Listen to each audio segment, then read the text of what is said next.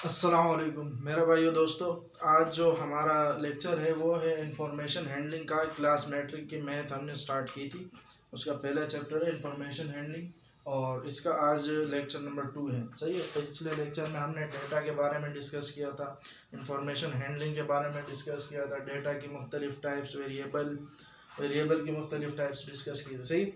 आज हम उसके बारे में डिस्कस करेंगे कि भाई जो डेटा हमने डिस्कस किया था उसकी कलेक्शन कैसे करनी है, उसकी प्रेजेंटेशन कैसे करनी है। सही। कुछ बेसिक सी डेफिनेशंस के बारे में जानेंगे। सही। तो चलिए शुरू करते हैं कि पहला जो हम चीज़ डिस्कस करेंगे वो हमारे पास डेटा कलेक्शन। तो भाई डेटा कलेक्शन में क्या होता है, कोई भी प्रोग्राम शुरू करने से पहले बिफोर द प्रिपरेशन ऑफ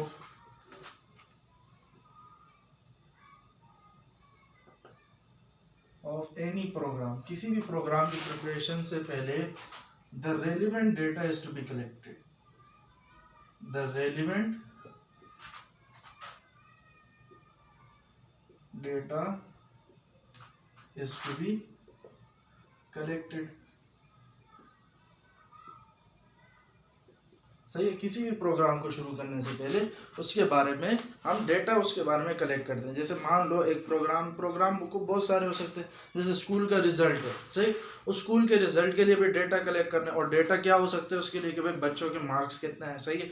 बच्चों की पोजीशंस क्या बन गई, तो उसके बाद हम उसका प्रोग्राम करेंगे ना। ये तो नहीं है कि भाई बच्चों के पेपर चेक ही नहीं हुए और कल रिजल्ट अनाउंस कर दिया। सही है। तो प्रोग्राम शुरू करने से पहले कुछ ना कुछ डेटा कलेक्ट किया जाता है। सही है। और जो बंदा डेटा कलेक्ट करता है उसको हम कहते हैं भाई the person who collects data is called या इज नोन एज इन्वेस्टिगेटर। भाई जो बंदा हमारे पास डेटा को कलेक्ट करता है उसको हम नाम देते हैं भाई ये भाई इन्वेस्टिगेटर है। वो इन्वेस्टिगेटर कोई भी हो सकता है, टीचर हो सकता है, साइंसदान हो सकता है, कुछ भी हो सकता है। सही है। अब हमारी बुक में उस इन्वेस्टिगेटर के लिए कुछ 3 बातें लिखी हैं कि भाई जो इन्वेस्टिगेटर हमारे पास होगा उसमें ये 3 बातें लाजमी होनी चाहिए। यानी इन्वेस्टिगेटर ही भी हो सकता है, शी भी हो सकता है, लेकिन जो अगर ही है और शी है, दोनों है, कोई फर्क नहीं पड़ता, लेकिन उनमें ये 3 बातें होनी लाजमी है। ये 3 points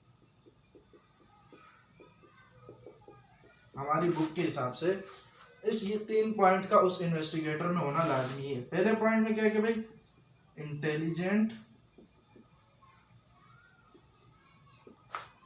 reliable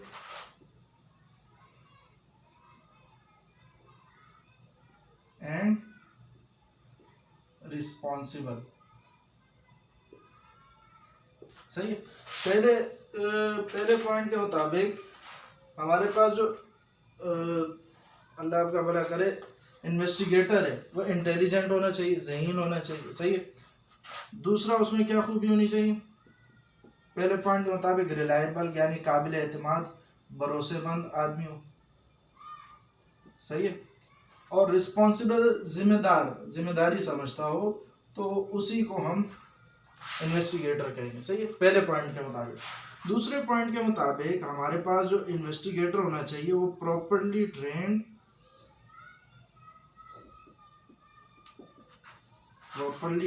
and polite.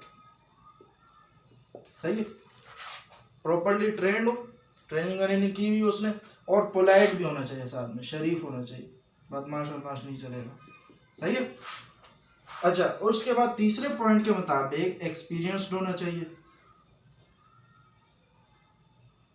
Experience के साथ साथ टॉकफुल भी होना चाहिए। टॉकफुल यानी होशियार।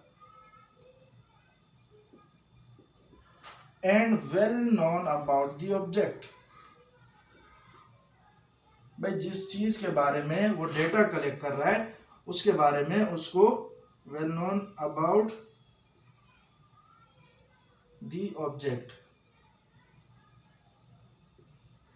भाई जिस चीज के बारे में डेटा कलेक्ट कर रहा है उसके बारे में उसको इंफॉर्मेशन होनी चाहिए उसके बारे में, वो वेल नोन, यानी उसको अच्छी तरीके से जानकारी होनी चाहिए उसको। सही है। अच्छा, तो ये कहलाता है हमारे पास डेटा कलेक्शन। डेटा कलेक्शन की बेसिस पे हमारे डेटा की दो टाइप्स होती है। सही है, तो इसको जरा मिटा देते हैं।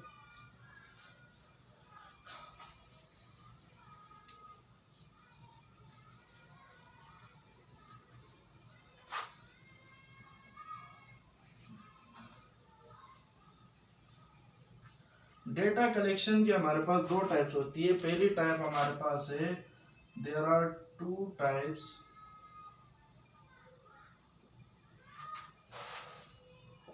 On the basis of data collection.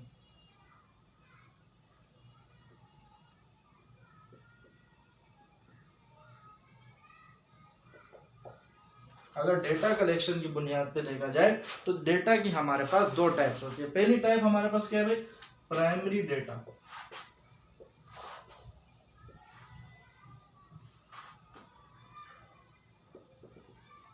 Primary data क्या होता है कि भाई जो हमारे पास शुरू का डेटा होता है, जो एक्सपेरिमेंट्स के वक्त, ऑब्जर्वेशंस के वक्त हासिल किया जाता है, जो इन्वेस्टिगेटर हासिल करता है, उसे हम प्राइमरी डेटा कहते हैं। सही। अब इसकी डेफिनेशन अगर हम देखें तो the data collected by the investigator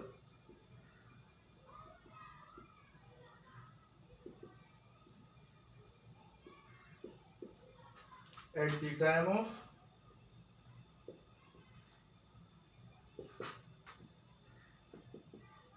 investigation। सही है।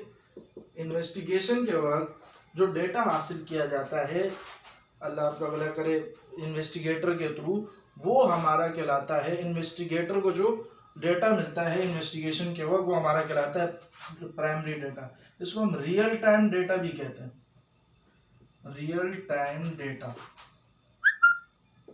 सही है। जो उसी वक्त नया ताज़ा डेटा हमें मिला हो, ताज़ी इंफॉर्मेशन मिली हो, ताज़ी खबर मिली हो, उसी को हम डेटा, प्राइमरी डेटा कहते हैं। सही है, जो ताज़ी इंफॉर्मेशन हो। सही। ऑब्जर्वेशंस करते हैं, जैसे इसकी एग्जांपल में लिखेंगे कि भाई ये डेटा कहाँ से हासिल हो सकता है।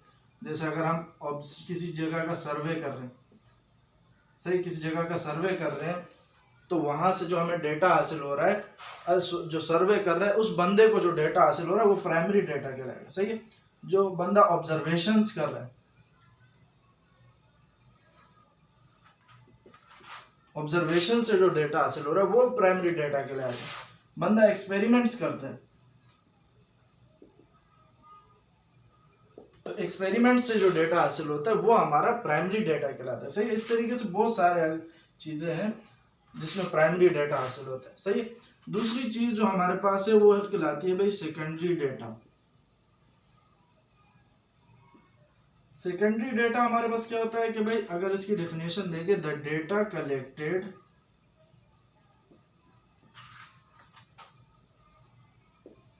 By someone else earlier is called secondary data।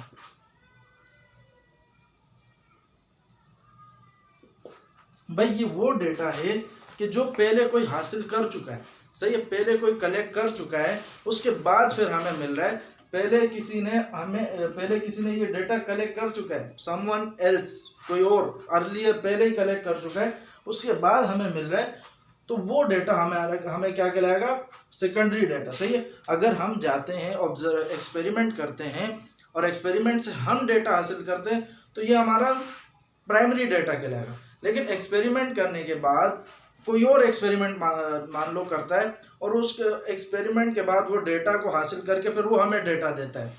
सही है। तो वो हमारे लिए सेकेंडरी डेटा होगा। हम खुद निकालेंगे तो प्राइमरी डेटा, कोई और हमारे लिए करके देगा तो सेकेंडरी डेटा। सही। जैसे इसकी एग्जांपल में अगर हम देखें तो इसकी एग्जांपल में हमारे पास आ जाएंगी कि भाई सेकेंडरी डेटा के मिसाल के तौर पर क्या क्या होती है। जैसे बुक्स नई चीज थोड़ी है, कोई किसी ने पहले डेटा इकट्ठा किया हुआ है और फिर इसमें लिखा है, सही है। तो ये हमारे लिए, हम जो इससे डेटा हासिल करते हैं ये सेकेंडरी डेटा होता है हमारे लिए, सही है। जैसे जर्नल्स होते हैं, आर्टिकल्स होते हैं, वेबसाइट्स होती है, वेबसाइट्स पे जो लोग इंफॉर्मेशन डालते हैं वो उन लोगों ने पहले ही इकट्ठी कर ली होती है। अब इकट्ठी पहले ही इंफॉर्मेशन जो कलेक्ट की हुई है उसको अगर हम हासिल कर रहे हैं तो हमारे लिए वो सेकेंडरी डेटा है, सही है। लेकिन अगर at the time of investigation अगर वो डेटा कलेक्ट किया जा रहा है तो वो फिर प्राइमरी डेटा कहलाएगा, सही है। तो ये प्राइमरी डेटा और सेकेंडरी डेटा का फर्क समझ आ गया होगा। इसके बाद जो हमारे पास एक चीज है वो कहलाती है भाई presentation of data.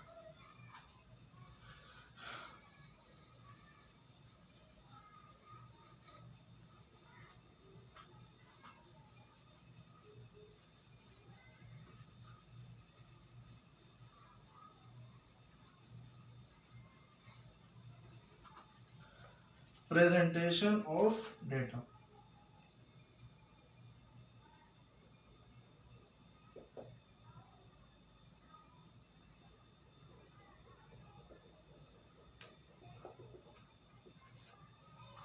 Presentation of data में क्या होता है भाई कि किसी डेटा को अगर हमने कलेक्ट कर लिया है तो अब हम किसी और को देना है, प्रेजेंट करना है, तो उसको कैसे प्रेजेंट किया जाए, सही है। तो उसके दो तरीके होते हैं, सही। और इन दोनों तरीकों को हम एक साथ साथ कर रहे होते हैं। एक होता है हमारे पास क्लासिफिकेशन,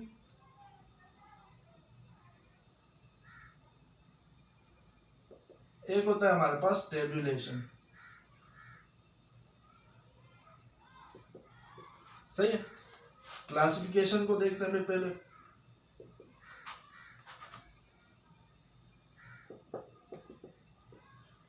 क्लासिफिकेशन क्या होता है भाई, हमारे पास क्लासिफिकेशन एक प्रोसेस होता है, the process of arranging data into groups और क्लासेस is called classification।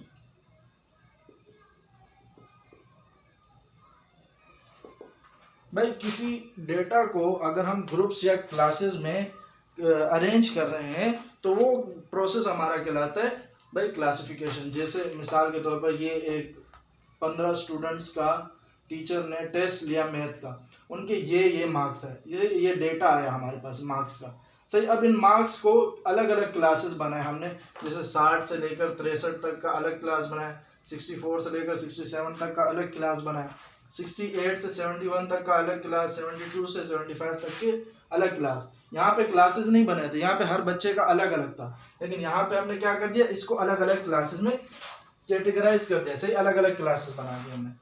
अब इस क्लासिफिकेशन के हवाले से कुछ बेसिक टर्म्स हैं, सम बेसिक टर्म्स जो कि सीखना बहुत ज़रूरी है। आगे की जितनी भी एक्सरसाइज है इनमें ये हमारे बहुत काम आए, सही। पहली टर्म जो है हमारे पास वो कहलाता है अनग्रुप डेटा।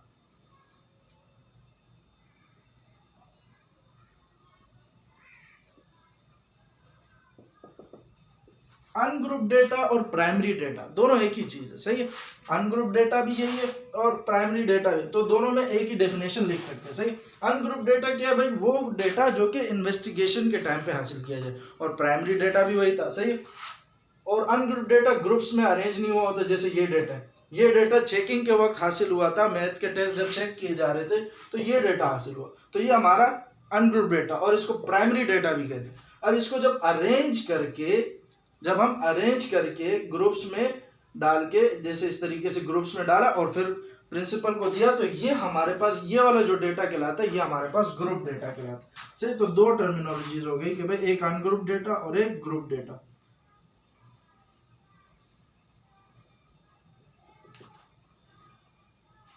एक अनग्रुप डेटा होता है हमारे पास और एक ग्रुप डेटा।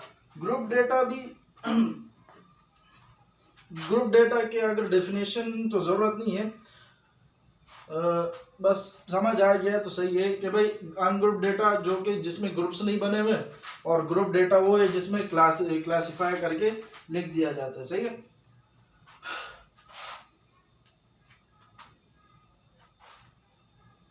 चलिए इसकी भी डेफिनेशन लिख ही देते हैं।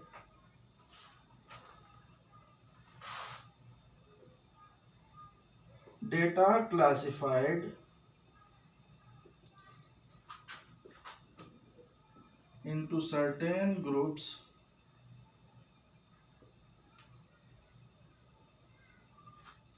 according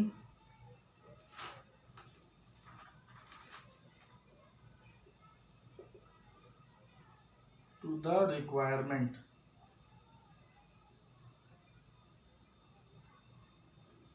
is called group data।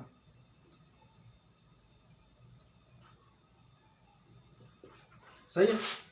Requirement के तहत अगर किसी डेटा को क्लासिफाई कर दिया जाए ग्रुप में तो हमारे पास वो ग्रुप डेटा कहलाता है। सही है। जैसे ये वाला जो डेटा ये ग्रुप डेटा है, ये वाला डेटा अनग्रुप डेटा है। सही है। अच्छा भाई, अब कुछ और टर्मिनोलॉजीज हैं, दो तो हो गई, इसका तीसरी जो हमारे पास है वो कहलाती है, हमारे पास एक है भाई क्लास लिमिट।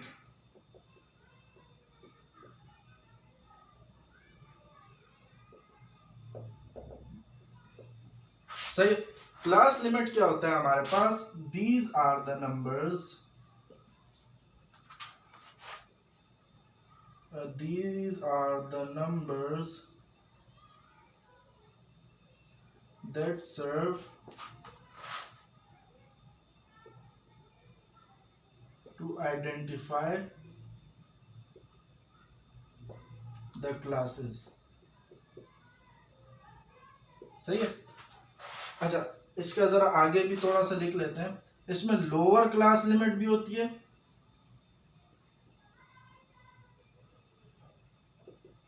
और अपर क्लास लिमिट भी होती है।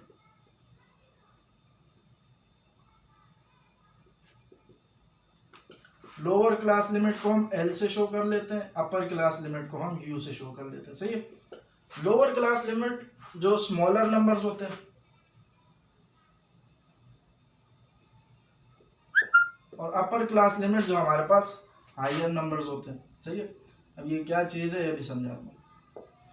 अच्छा, जैसे मान लो हमने इस अनग्रुप डेटा को जब ग्रुप डेटा में कन्वर्ट किया तो हमने मुख्तलिफ क्लासेस बनाई, जैसे 1 class, 2 class, 3 class, total 4 classes बनाई हमने। सही है। 4 क्लासेस में ये जो देख रहे हैं ना आप नंबर, ये 60 और 63, ये इस क्लास की लिमिट है, ये इस क्लास की हुदूद है।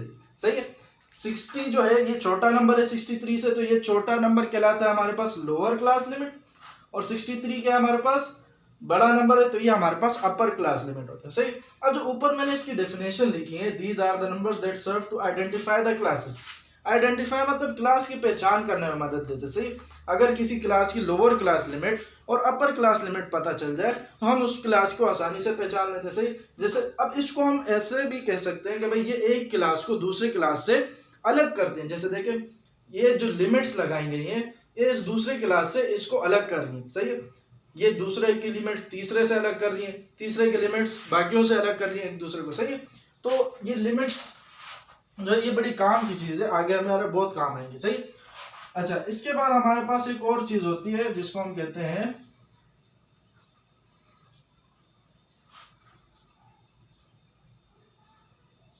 चौथे नंबर पे एक और चीज है हमारे पास जिसको हम कहते हैं क्लास मार्क, या इसको मिड पॉइंट भी कहा जाता है, मिड पॉइंट ऑफ क्लास।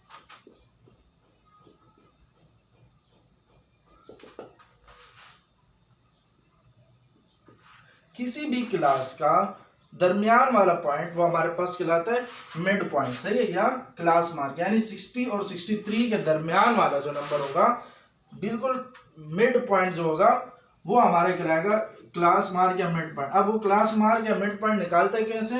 तो हम ऐसे निकालते हैं भाई, द एवरेज,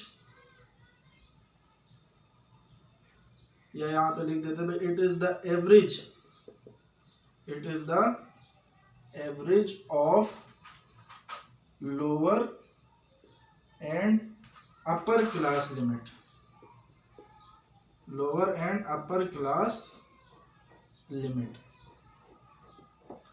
लोअर और अपर क्लास लिमिट का जो एवरेज होता है हमारे पास वो हमारे पास कहलाता है भाई मिड पॉइंट। सही, जैसे अगर इसका फार्मूला लेके, अच्छा मिड पॉइंट को हम x से शो करते हैं। सही है, लोअर क्लास लिमिट यानी l, अपर क्लास लिमिट यानी u, और डिवाइड करा दो भाई 2 से। सही, इसी को हम एवरेज कहते हैं। एवरेज क्या होता है भाई, जितनी वैल्यूज हैं उन सबको ऐड करा और जितने नंबर ऑफ वैल्यूज है उससे डिवाइड कराया। जैसे वैल्यूज कितनी है, एक लोअर है एक अपर है, इन लोअर और अपर को प्लस कराया, अब कितनी है, एक और दो हैं, तो इस 2 से डिवाइड करा। जैसे मिसाल के तौर पर इसका अगर हम निकालना चाहें मिड पॉइंट, तो इसका मिड पॉइंट कैसे आएगा भाई, लोअर क्लास लिमिट यानी 60, अपर क्लास लिमिट यानी 63, दोनों को प्लस कराया 2 से डिवाइड कराया, तो प्लस करा के आंसर आएगा हमारे पास 1 2 3, डिवाइड करा देंगे भाई 2 से डिवाइड कराने पे इसका आंसर आएगा भाई 2 6 12, 1 यहाँ आ गया तो ये बन जाएगा 2 6 12, और अल्लाह आपका भला करे,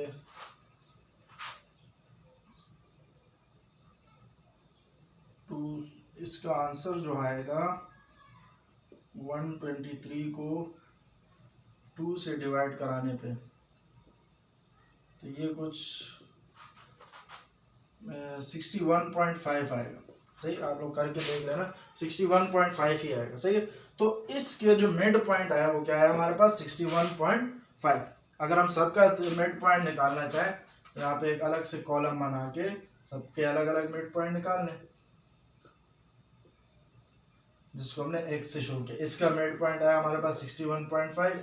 सही है, इस वाले का अलग से कैलकुलेट कर लो, इसका अलग से कैलकुलेट कर लो, इसका अलग से कैलकुलेट कर लो। सही है, तो कैलकुलेट कर लो, प्रैक्टिस भी हो जाएगी। अच्छा, क्लास मार्क के बाद हमारे पास जो एक और टॉपिक है, बेसिक डेफिनेशन है, वो हमारे पास कहलाती है भाई 4 डेफिनेशन हो गई।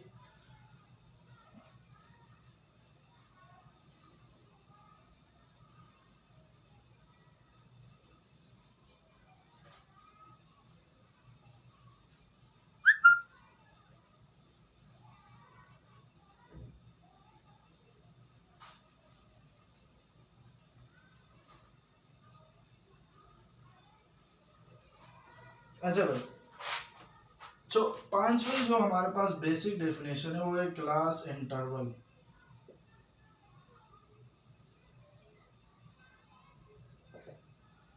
क्लास इंटरवल को हम h से भी शो करते हैं। सही, अच्छा क्लास इंटरवल क्या होता है भाई, किसी भी क्लास का जो साइज हो या विड्थ हो या हम कहें उसकी भाई हाइट हो, ये हमारे पास क्या कहलाता है,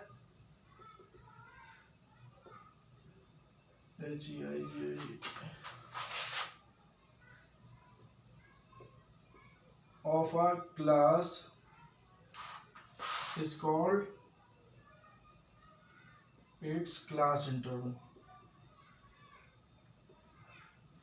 सही है, किसी भी क्लास की वेट हाइट साइज कितनी बड़ी क्लास है वो इसका कहलाता है भाई क्लास इंटरवल। अब क्लास इंटरवल निकाला कैसे जाए, एच को निकाला कैसे जाए, तो इसके लिए एक फार्मूला होता है कि भाई हम करते हैं भाई जो अल्लाह क्या भला करे, क्लास इंटरवल जिसको हमने एच से शो किया है, यहाँ मैं एच लिख देता हूँ।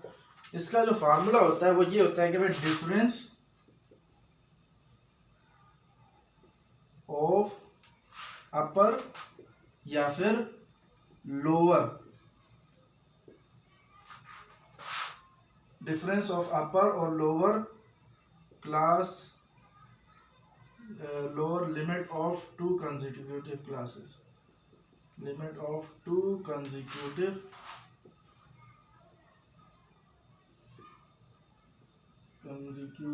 classes। डिफरेंस निकालना होता है। सही, या तो अपर लिमिट का निकाल लो या तो लोअर लिमिट का। सही, 2 कंसेक्यूटिव क्लासेस यानी एक दो आप आपस में एक दूसरे के पास जो क्लासेस होती है, जैसे इसके बाद ये वाली है तो ये आपस में एक दूसरे के कंसेक्यूटिव क्लासेस है। सही है, तो इन दोनों में से या तो इन दोनों के अपर क्लास लिमिट का डिफरेंस निकाल लो या लोअर क्लास लिमिट का निकाल लो। जैसे अगर मैं अपर का निकालूं तो अपर क्लास लिमिट दोनों की ये। सही है, तो डिफरेंस कैसे आता है हमारे पास, बड़े में से छोटे को माइनस करा के 67 - 63, ये मेरे पास क्या बचेगा 4। यानी इस वाली क्लास का इंटरवल कितना है, 4 है, सही है। अब इसका निकालना है तो इसका इधर से आ जाएगा, सही है। तो दूसरे वाले का क्लास इंटरवल अगर मुझे निकालना है तो इस वाले में से ऊपर वाले को माइनस करा दो भाई, 71 माइनस 67, ये भी 4 आएगा, सही है। अमूमन सबका क्लास इंटरवल सेम ही होता है। अच्छा, ये अल्लाह आपका भला करे, ये तो हमने अपर लिमिट से निकाला, लोअर लिमिट से भी यही वैल्यू आएगी। जैसे 64 माइनस 60 करें हम, बड़ी वैल्यू में से छोटी वैल्यू निकालें तो यहाँ पर भी 4 ही आएगा, सही है। तो क्लास इंटरवल क्या है भाई, किसी भी दो कंसेक्यूटिव क्लास का अपर या लोअर लिमिट का डिफरेंस निकालना, ये हमारे पास कहलाता है भाई इसका क्लास इंटरवल, सही है। अच्छा भाई, इसके बाद आखिरी कुछ डेफिनेशन बच गए हमारे पास।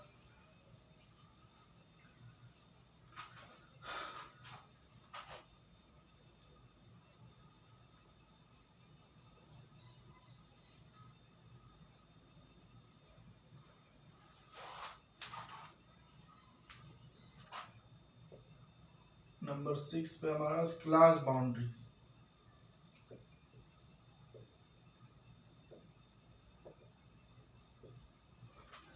क्लास बाउंड्रीज क्या होती है भाई हमारे पास, these are the points, these are the points separating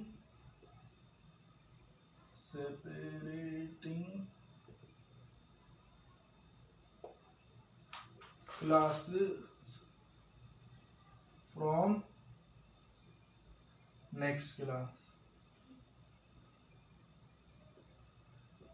किसी भी क्लास को उसकी अगली क्लास से सेपरेट कराना, अलग कराना, वो हमारे पास कहलाते हैं बाउंड्रीज, क्लास बाउंड्रीज, सही है। कमरे की भी बाउंड्रीज होती है, घर की भी बाउंड्रीज होती है, सही। एक घर को दूसरे घर से अलग करता है दीवारें, तो वो दीवारें उसकी बाउंड्रीज होती है, सही। एक कमरे को दूसरे कमरे से अलग, एक दीवार ही अलग करती है, वो उसकी बाउंड्री हो गई वो दीवार, सही। तो इसी तरीके से क्लासेस की भी बाउंड्रीज होती है, सही। अब क्लासेस की बाउंड्री हमारे पास जो कहलाती है, अल्लाह आपका भला करे, क्लासेस की जो बाउंड्रीज होती है हमारे पास, जैसे मान लो इन दोनों की जो बाउंड्रीज हैं, सही, वो कैसे निकालनी है। तो इसका एक तरीका होता है, इस क्लास की बाउंड्री जो होती है, क्लास, इसको मैं C.B करके लिख देता हूँ। ये हमारे पास इसका फार्मूला होता है D/2, D/2 इसका फार्मूला होता है। इस D/2 को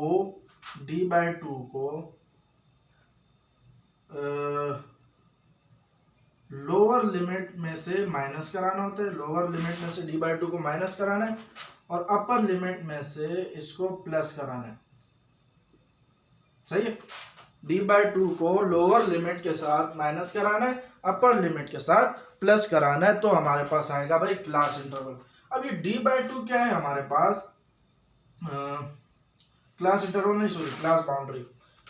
D/2 हमारे पास क्या होता है, D होता है हमारे पास, जो अल्लाह आपका भला करे, D का अगर मैं फार्मूला लिखूं तो ये आता है हमारे पास lower limit of class minus upper limit of previous class,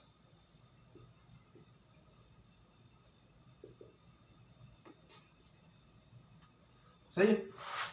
lower limit of अगली क्लास की लोअर लिमिट और पिछली क्लास की अपर लिमिट, यानी अगर इन दोनों का निकाला जाए D, तो इसकी अपर लिमिट और पिछले वाली क्लास की, सॉरी, इसकी लोअर लिमिट और पिछले वाली क्लास की अपर लिमिट। लोअर लिमिट अगले क्लास की, यानी इसकी लोअर लिमिट क्या है भाई, 64, माइनस कराने अपर लिमिट को। अपर लिमिट कौन सी है भाई इसकी, 63 है। पिछली वाली क्लास की अपर लिमिट को माइनस करा दो तो इसका आंसर आएगा 1, सही है। अब 1 जो है इसको डिवाइड करा देंगे भाई किससे, 2 से, तो इसका आंसर हमारे पास आ जाएगा 0.5। और D/2 का आंसर हमेशा हर जगह पे 0.5 ही आता है, सही। ये बुक में एक तरीका था इसीलिए मैंने करा दिया, लेकिन इसको डायरेक्ट करने का मेथड ये है। अब जैसे इस ग्रुप्स में हम एक क्लास बाउंड्री का भी कॉलम बनाते हैं। सही, क्लास बाउंड्री का कॉलम कैसे बनेगा कि लोअर लिमिट के से माइनस कराना है, अपर लिमिट के साथ प्लस कराना है d/2 को, और d/2 की वैल्यू हमेशा 0.5 ही आएगी। मतलब इसमें से 0.5 माइनस कराओ तो ये आ जाएगा 59.5, और इसमें प्लस करा दो तो ये आ जाएगा 63.5, इसमें माइनस कराओ तो ये आ जाएगा 63.5, इसमें प्लस करा दो तो ये आ जाएगा 67.5, इसमें माइनस करा दो तो ये आ जाएगा 67.5, इसमें प्लस कराए तो 71.5, इसमें माइनस कराए तो 71.5, प्लस कराए तो 75.5। सही, तो ये जो पॉइंट, ये देखो 63.5 और इसकी शुरुआत कहां से हो रही है 63.5, मतलब ये 63.5 इन दोनों के दरमियान एक बाउंड्री थी। सही है, इन दोनों के दरमियान जो बाउंड्री क्या निकली 63.5। इसी तरीके से इन दोनों के दरमियान की बाउंड्री क्या है 67.5, इन दोनों के दरमियान की बाउंड्री 71.5। सही है, तो ये थी हमारे पास क्लास बाउंड्री। तो ये कुछ बेसिक सी डेफिनेशन थी। इसके बाद आखिरी चीज जो हमारे पास बच गई है वो है हमारे पास टेबुलेशन।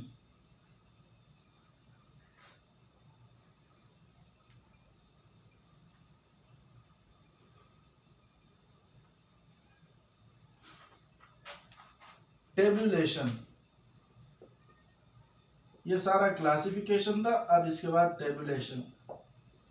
अच्छा, टेबुलेशन और क्लासिफिकेशन हम एक साथ साथ कर रहे होते हैं। सही है, जैसे टेबुलेशन का मतलब क्या होता है, जो डेटा है उसको रोज और कॉलम्स में अरेंज करना। ये रोज ये कॉलम में हमने सारा अरेंज किया हुआ, तो मतलब ये हमने क्या किया हुआ है भाई, टेबल बनाया हुआ है। तो यहाँ पे हम लिख लेते हैं भाई it is a systematic organization, it is a systematic organization of data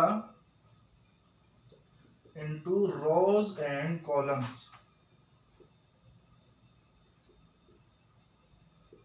सही है, रोज और कॉलम में जब हम इसको ऑर्गेनाइज करते हैं तो ये हमारे पास टेबुलेशन कहलाता है। हमारे पास वन वे टेबुलेशन भी होती है और टू वे टेबुलेशन भी होती है। वन वे टेबुलेशन और टू वे टेबुलेशन भी हमारे पास होती है, लेकिन हम जितनी भी स्टडी करेंगे वो सारी की सारी वन वे टेबुलेशन पे होगी।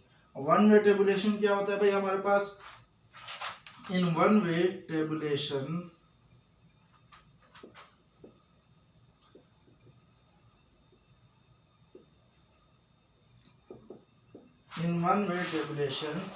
we present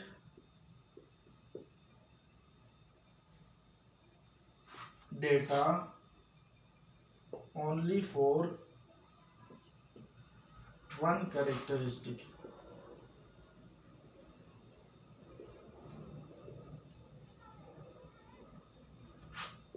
one way tabulation में क्या होता है भाई, सिर्फ एक ही कैरेक्टरिस्टिक के लिए डेटा प्रेजेंट किया जा रहा होता है। जैसे यहाँ पे मैथ के मार्क्स है तो सारा का सारा डेटा मैथ के मार्क्स के लिए बना है, लेकिन टू वे टेबुलेशन में दो कैरेक्टरिस्टिक सेम टाइम पे डिस्कस किए जा रहे होते हैं। सही, अब वो क्या चीजें हैं वो हमने नहीं देखना, बस हम सिर्फ डेफिनेशन समझ लेते हैं भाई। In two way tabulation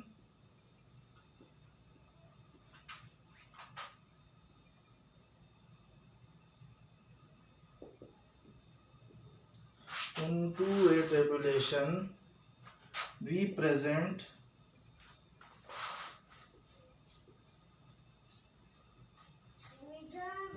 data for two variables।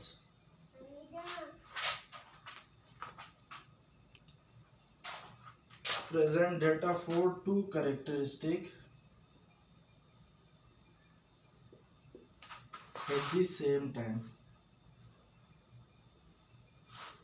सही, एक ही टेबल में हम दो कैरेक्टरिस्टिक को डिस्कस कर रहे होते हैं। सही है, इसकी एग्जांपल बुक में है लेकिन थोड़ी सी टिपिकल है, इसीलिए समझ थोड़ी हो सकता है मुश्किल है। तो हम सिर्फ डेफिनेशन पे ही फोकस करते हैं कि भाई टू वे टेबुलेशन में दो कैरेक्टरिस्टिक को डिस्कस किया जाता है, वन वे टेबुलेशन में सिर्फ एक ही कैरेक्टरिस्टिक को डिस्कस किया जाता है। सही, तो ये था आज का हमारा लेक्चर। सही है। और पिछले लेक्चर की भी इंशाल्लाह उम्मीद है कि भाई प्रैक्टिस वैक्टिस याद कर लिया होगा। इस लेक्चर के जितनी भी डेफिनेशंस हैं इनको अच्छे से पढ़ें, अच्छे से याद करें, क्योंकि आगे की जितने भी एक्सरसाइज हैं उनमें ये सारे बेसिक टर्म्स आएंगी, class interval, class limit, class boundaries वगैरह वगैरह। सही है, तो इसको डेफिनेशंस और वगैरह अच्छे से याद कर लीजिए। और अगले लेक्चर में हम अपना 10.1 एक्सरसाइज शुरू करेंगे। तब तक के लिए अपना ख्याल रखें। अल्लाह हाफिज़।